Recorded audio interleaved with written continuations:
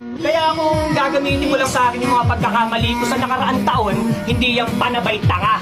Kasi kung nagkapalitan tayo ng sitwasyon, baka nagpakamatay ka na. Ako'y nalugmok, nalungkot, pero imbis magmukmok, Welcome sa mundong bawal kang umasenso. Kapag may bagong bunga gusto nilang putulin ito. Nung ikaw ay gutom, tahimik lang ang paligid. Ngayong may liwanag ka, biglang dumami ang inggit. Parang alimango sa loob ng timba, imbis na tulungan hinihingi. Kapag nangarap ka, pilitin mong tuparin.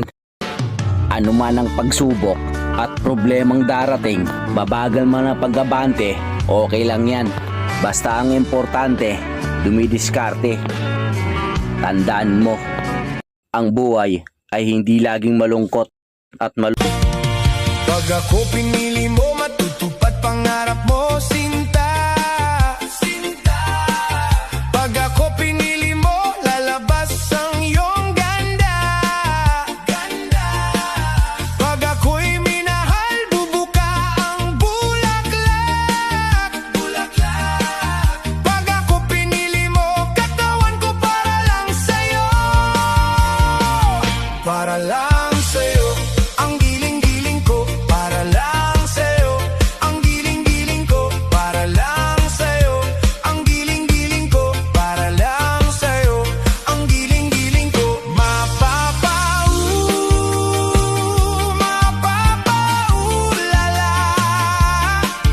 mapapaulala sa giling ko.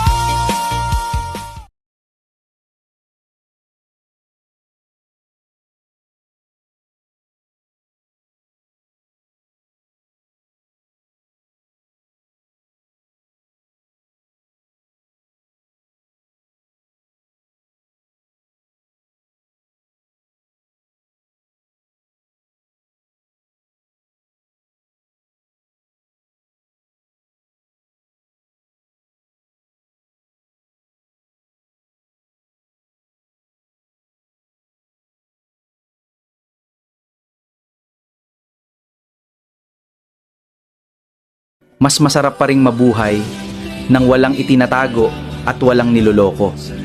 At higit sa lahat, walang sinasaktang ibang tao. Dahil ang taong marunong maging tapat ay makakatulog ng mahimbing sa gabi. Wala siyang kakatakutan na baka may lumabas na katotohanan o may taong dumating upang singilin siya sa sakit na kanyang nagawa. Ang malinis na konsensya ay isang kayamanang hindi kayang bilhin ng kahit gaano karaming pera. Kung ayaw mo na sa isang tao, sabihin mo ng maayos.